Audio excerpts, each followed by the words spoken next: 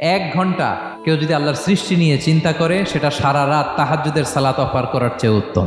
আমরা অনেকে মনে করি শুধু তাসবিহ পড়াই ইবাদত, শুধু কোরআন তেলাওয়াতই মনে হয় ইবাদত, শুধু কিয়ামুল লাইল করা ইবাদত। কিন্তু বিশ্বনবীর সাহাবী, যিনি ইসলাম আমাদের চেয়ে ঢের বেশি বুঝেছেন, তিনি বলেন আল্লাহর এই সৃষ্টি শৈলী, এই সৃষ্টি নৈপুণ্য নিয়ে 1 ঘন্টা চিন্তা করা, ক্রিটিক্যাল থিঙ্কিং করা, সারা রাত নফল তাহাজ্জুদের চেয়েও সেরা। সূরা আলে ইমরানের 190 নম্বর আয়াতে আল্লাহ তাআলা বলেছেন, যারা আকাশ বাতাস পৃথিবী সৃষ্টি নিয়ে চিন্তা করে এবং সর্ব অবস্থায় আল্লাহ তাআলার জিকির করে এবং তারা তাফাক্কুর করে, ক্রিটিক্যাল থিঙ্কিং করে এবং তারা বলে মা খালাকতা হাযা বাতিলা, হে আল্লাহ তুমি অনর্থক কিছু সৃষ্টি করো নাই।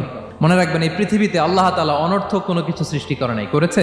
যেটাই সৃষ্টি করেছে এর মধ্যে মানব কল্যাণ আছে না নাই? আল্লাহ তাআলা আমাদের জন্য কল্যাণ রেখেছেন। এবং এই আয়াত যখন নাজিল হল, বিষ্ণু ঈসা ইসলাম বললেন, ওয়াইলুন লিমান কারাআহা ওয়া লাম ইয়াতাফাক্কার ফিহা, ধ্বংস তাদের জন্য যারা এই আয়াত তেলাওয়াত করে কিন্তু এই আয়াত নিয়ে চিন্তা করে না, গবেষণা করে না।